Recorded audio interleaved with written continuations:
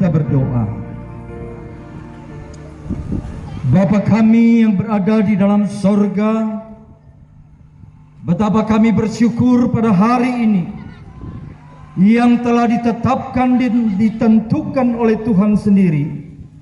Kami berhimpun bersama-sama sebagai satu himpunan orang percaya yang kudus, yang telah diubahkan oleh Tuhan melalui Injil Yesus Kristus, dan bersiap untuk mengubahkan yang lain yang belum terubahkan.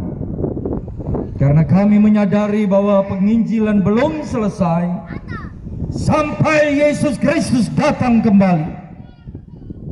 Mampukan kami, layakkan kami, kuduskan kami, agar kami semakin setia di akhir zaman ini. Di dalam Yesus Kristus Tuhan dan Juru Selamat yang hidup, kami berdoa dan bersyukur kepadamu. Amin. Jemaat yang saya kasih di dalam Yesus Kristus Tuhan, para pimpinan pejabat yang ada di daerah ini, pimpinan DPR, para bupati, bahkan Bapak Presiden dan Wakil Presiden Gereja Injili di Indonesia, bersama dengan seluruh jajaran serta hamba-hamba Tuhan dan para pimpinan gereja yang hadir pada saat ini.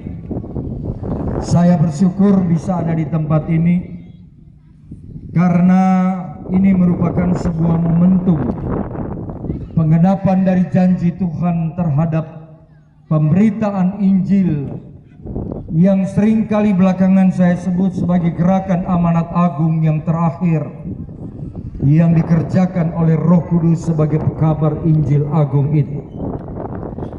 Jemaat yang saya kasih dalam Kristus, izinkan saya membaca dari Roma pasal 1 ayat 16 dan 17. Injil itu kekuatan Allah, sebab aku mempunyai keyakinan yang kokoh dalam Injil. Karena Injil adalah kekuatan Allah yang menyelamatkan setiap orang yang percaya, pertama-tama orang Yahudi tetapi juga orang Yunani. Sebab di dalamnya nyata kebenaran Allah yang bertolak dari iman dan memimpin kepada iman. Seperti ada tertulis, orang benar akan hidup oleh iman. Dan di dalam Injil Yohanes pasalnya yang keempat, ayatnya yang ke-35, ucapan dari Yesus Kristus Tuhan kepada para muridnya, bukankah kamu mengatakan 4 bulan lagi tibalah musim menuai? Tetapi aku berkata kepadamu, lihatlah sekelilingmu dan pandanglah ladang-ladang yang sudah menguning dan matang untuk dituai. Berbahagialah kita yang boleh membaca, mendengarkan, dan memelihara firman Tuhan dalam kehidupan hari lepas hari. Dalam sejarah pekabaran Injil modern, dunia memiliki 5 titik api pekabaran Injil yang besar. Dimulai dari tahun 1902, 03, 05, dan terakhir di Indonesia 1965. Titik pekabaran Injil yang pertama di zaman modern ini adalah di Cape Town di Afrika. Allah melawat benua hitam ini dengan Injil. Lalu kemudian Allah melawat ke benua biru di Wales, Inggris. Terjadi revival yang besar. Lalu kemudian terjadi di Azusa Street di Amerika, dan 2 di Asia, yaitu di Pyongyang. Revival pekabaran Injil yang ada di Pyongyang bukan melalui khotbah, tetapi melalui nyanyian-nyanyian gerejawi yang dinyanyikan oleh sekelompok umat jemaat yang kecil, dan Roh Kudus membawa nyanyian ini membelah ngarai dan pegunungan. Lalu terjadi kebangunan rohani yang besar di Pyongyang. Dan di Indonesia, di Soe, di mana air berubah menjadi anggur. Dan kita melihat ini merupakan 5 titik api pekabaran Injil pada zaman misi modern. Jemaat yang dikasihi oleh Tuhan, mengapa kita berkumpul di tempat ini? Kita berkumpul di tempat ini karena Injil Yesus Kristus. Dan kita percaya Injil belum selesai diberitakan. Ketika Martin Luther pada bulan Oktober tahun 1917, dia memakukan 95 dalil di pintu gereja Jerman di Wittenberg. Pada waktu itu Eropa dilanda dengan revival. Gereja-gereja dihidupkan. Karena Martin Luther mengatakan back to the Bible. Kembali kepada Injil. Tetapi sayang ibu bapak dan saudara-saudara yang dikasihi oleh Tuhan Yesus, hanya dalam tempo 300 tahun, pada abad ke-18 dan puncaknya pada abad yang ke-19, gereja-gereja di Eropa menjadi dingin. Bahkan tidak sedikit gereja menjadi kosong. Gereja dijual menjadi supermarket. Kita bertanya, kenapa gereja demikian? Karena banyak orang di Eropa berpikir penginjilan sudah selesai. Dan masyarakat Kristen yang ada di Eropa dilanda dengan paham sekularisme, paham dari doktrin sekularisasi. Lalu orang mulai tinggalkan gereja dan tidak pernah berpikir untuk beribadah lagi. Di Amerika terjadi hal yang sama. Hari-hari ini kurang lebih 3-4 juta orang-orang Injili tidak lagi mau masuk ke gereja. Mereka menyebutkan diri sebagai kelompok The Non. Kelompok yang mau mengatakan agama Injil tidak lagi masuk akal manusia. Injil tidak sanggup mengubah kehidupan manusia sehari-hari. Lalu banyak orang mengalami situasi yang goncang imannya. Ada 2 pendeta yang terkenal di Amerika. Satu menyatakan diri mundur dari imannya dan berkata di televisi, mulai hari ini saya bukan orang Kristen lagi. Satu pendeta mengakhiri hidupnya dengan bunuh diri.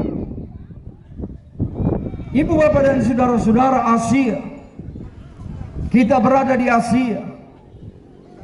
Gereja-gereja yang ada di Korea begitu hebat, berkembang, bertumbuh. Tetapi tidak hanya sampai 100 tahun. Gereja-gereja di sana mengalami surut yang luar biasa. Kalau Eropa, Amerika karena paham-paham sekularisme. Kalau di Asia persoalan culture, kebudayaan. Di mana kita melihat film-film K-pop dari Korea.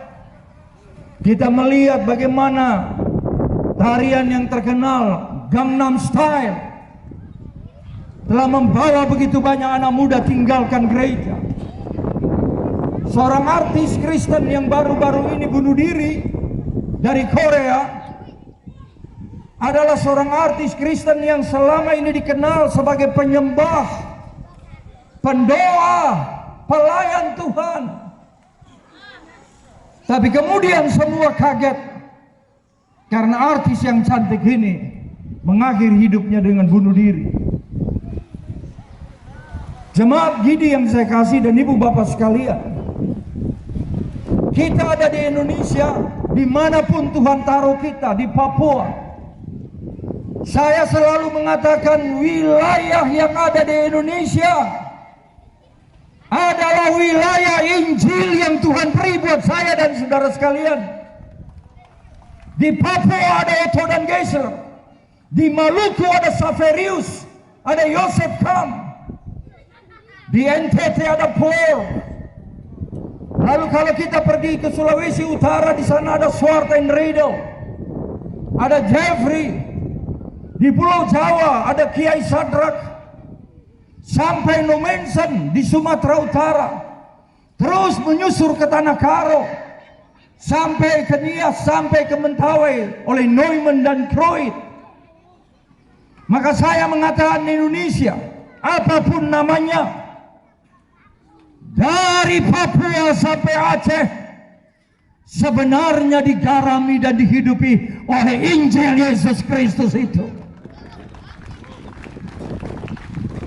Dan kita tidak boleh menjadi takut. Rasul Paulus, karena persoalan hukum antara Yahudi dengan hukum pemerintahan Romawi, mengambil keputusan saya lebih baik disidangkan di Roma oleh pengadilan di Roma. Tetapi Rasul Paulus tahu betul di Roma, di mana Yesus pada waktu itu sudah mati disalibkan, tidak terkenal, di mana ada banyak orang yang tadinya ingin mengikuti Yesus ragu-ragu dan mundur lagi. Tapi kemudian Rasul Paulus menuliskan surat ini dalam Roma pasal 1 ayat 16 dan 17. Aku memiliki keyakinan yang kokoh. Aku tidak malu memberitakan Injil. Ibu bapak dan saudara-saudara jemaat Gidi yang saya kasih dalam Kristus, hari ini kita semua terpanggil untuk merefleksikan ketika kita kumpul dalam rapat Badan Pekerja Lengkap 2019, hari ulang tahun Gidi, apapun momentumnya, kita harus mengangkat lagi apa yang disebut dengan sukacita Injil. Dia tetap hadir dalam hati dan hidup kita. Kita jemaat Gidi harus berani merayakan kehidupan ini karena Injil Yesus Kristus, bukan karena yang lain. Kita harus merayakan hidup ini karena Injil.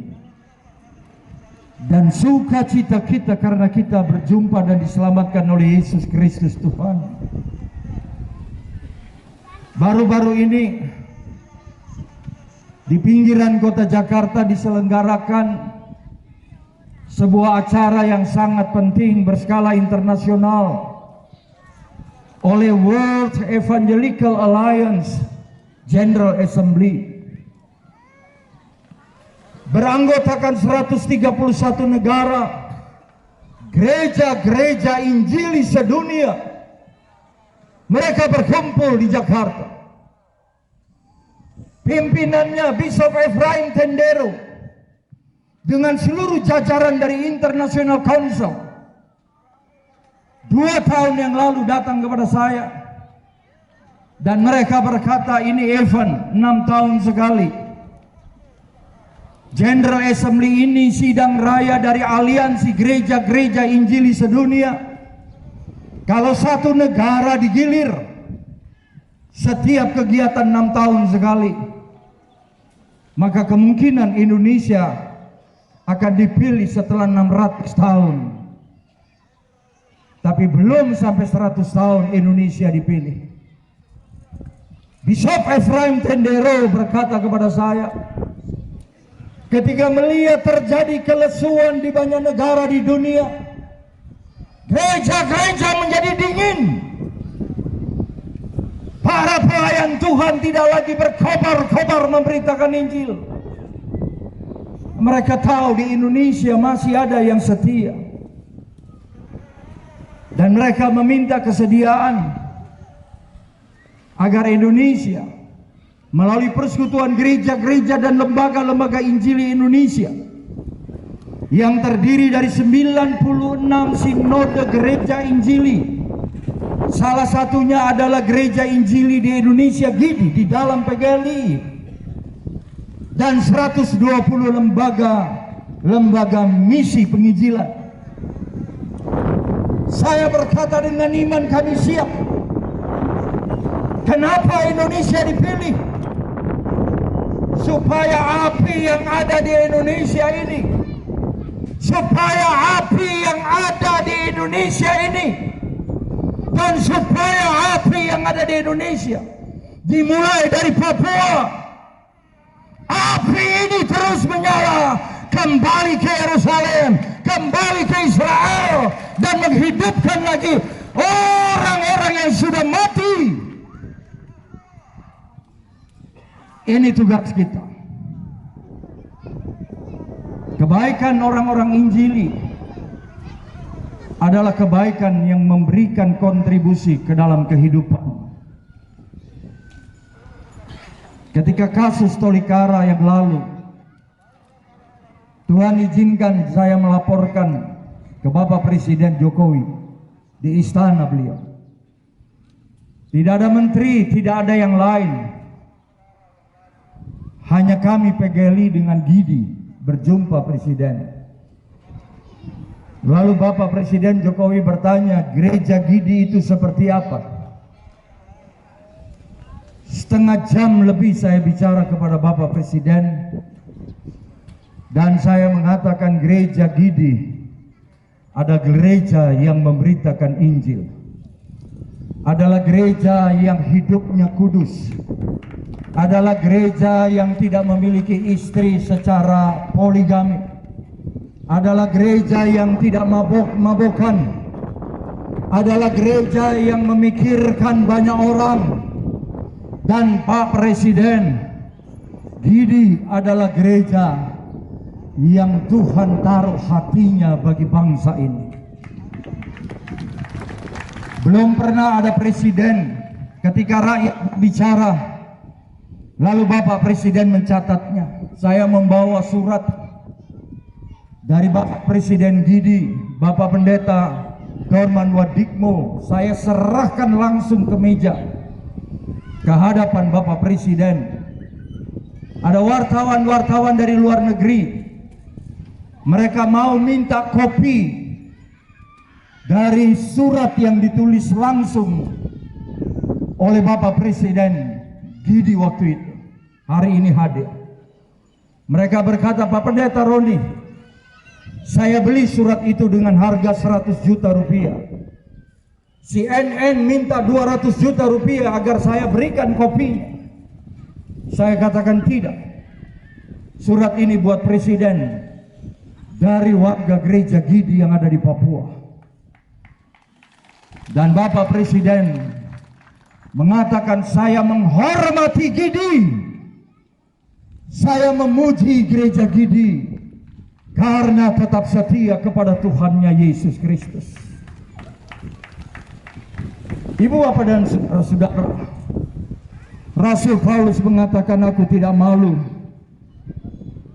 atas Injil, karena Injil dia adalah kuasa Allah yang menyelamatkan setiap orang percaya. Leonardo da Vinci, seorang pelukis terkenal pada masa lalu, di tahun 1500 dia membuat sebuah lukisan muka dari wajah Yesus. Sebuah lukisan yang kecil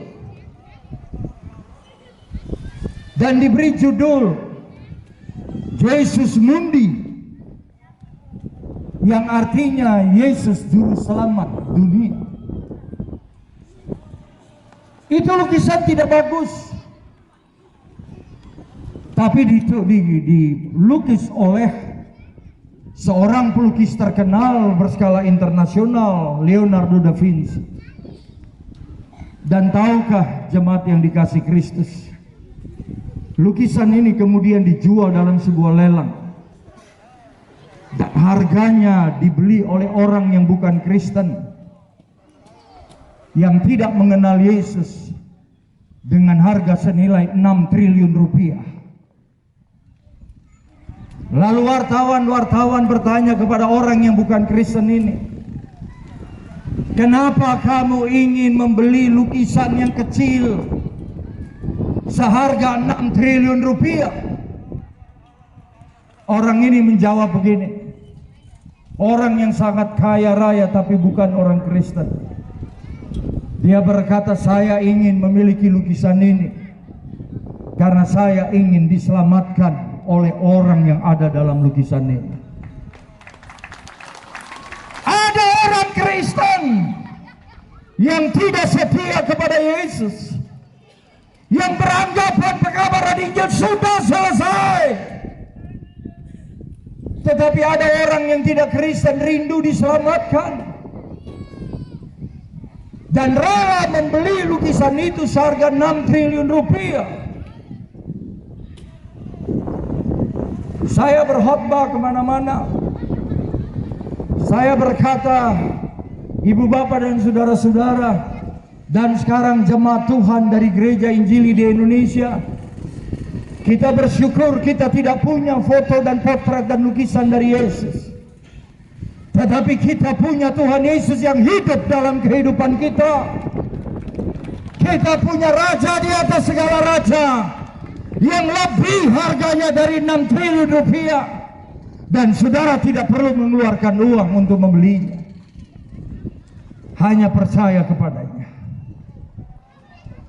Dan karena itu Yesus berkata, pandanglah, lihatlah sekelilingmu, karena ladang-ladang telah menguning.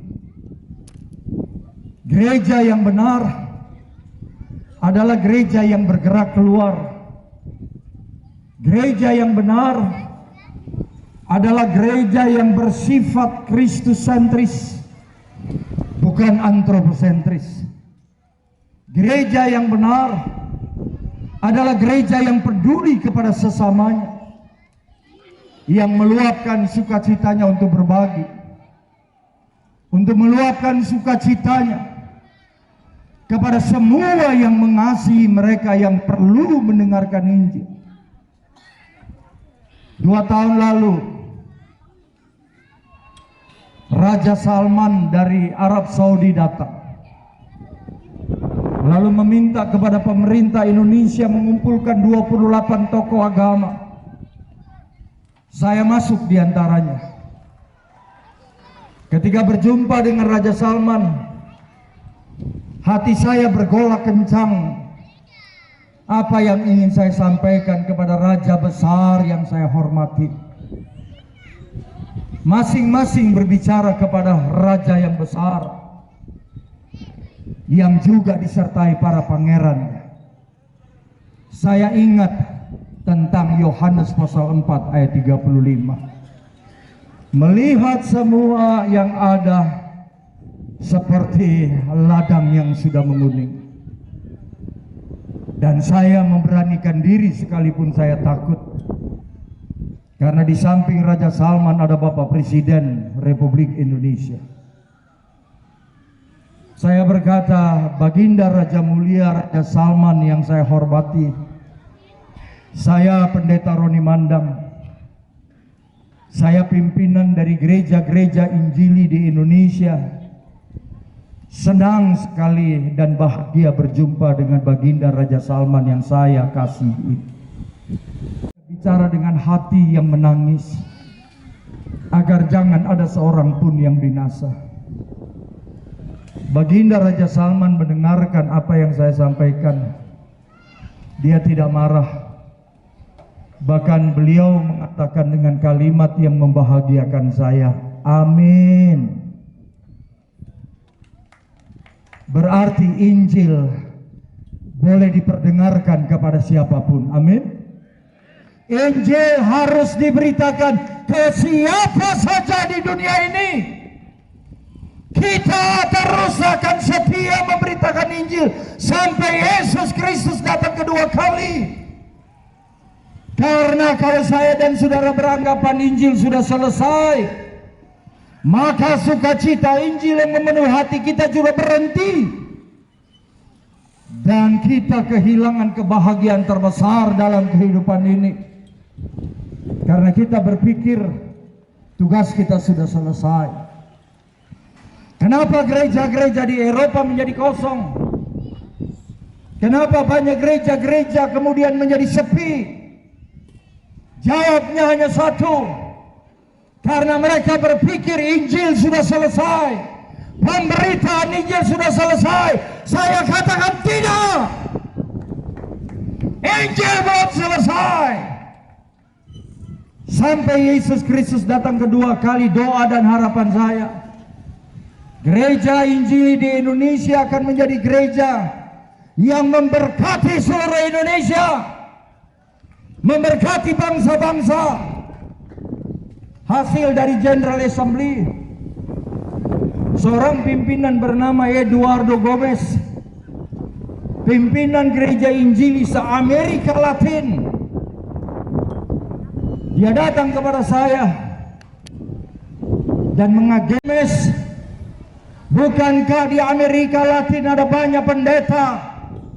Ya, ada banyak pendeta di Amerika Latin. Tapi Tuhan sedang membuka mata saya ketika saya ada di tempat ini, bahwa Tuhan sedang menyiapkan dan membangkitkan generasi muda kaum Injili Indonesia untuk pergi diutus ke seluruh dunia. Dan dia percaya bahwa Injil itu akan terus diberitakan, membangunkan kembali gereja-gereja Injili yang ada di Amerika Latin. Ibu bapak dan saudara-saudara yang dikasihi Kristus, gereja Injili harus bergerak keluar. Kalau saya dan saudara tidak bergerak keluar dalam kehidupan kita, keluarga kita, masyarakat kita, kita tidak dibilang setia kepada Tuhan Yesus. Saya percaya ini merupakan momentum. Di dalam Yehezkiel pasal 40 sampai pasal 44, Yehezkiel mendapatkan penglihatan dari Tuhan bahwa dari timur akan datang, akan terbit terang yang berderang, akan menguasai kembali daerah di mana Injil pertama kali hadir. Dan saya segera berkata, itu adalah Papua. Papua akan bangkit, Papua akan bergerak keluar. Bahkan saya percaya ibu bapak sekalian, Papua dari saudara-saudara sekalian akan berdiri pemimpin-pemimpin yang diberkati oleh Tuhan Yesus, generasi muda yang diberkati oleh Tuhan Yesus, yang akan diselenggarakan sampai tanggal 28 kah atau 29. Semua itu berjalan dalam pengurapan Tuhan. Amin. Dan ibu bapak sekalian, para pimpinan dari berbagai wilayah akan membawa api Injil itu terus menyala sampai Yesus Kristus datang kedua kali. Salah satu pimpinan dari Afrika bernama Reverend Goodwill, dia berkata, Pastor Roni, kami menunggu Injil dari Asia, Injil dari Indonesia dikirim ke seluruh Afrika. Bahwa di Afrika ada Injil ya, tapi di Indonesia ada banyak pekabar Injil yang disiapkan Tuhan. Kiranya Tuhan Yesus memberkati kita sekalian. Selamat bersidang berapat BPL 2019. Selamat memberitakan Injil. Mari bangun Papua menjadi tanah yang diberkati oleh Tuhan Yesus Kristus. Amin.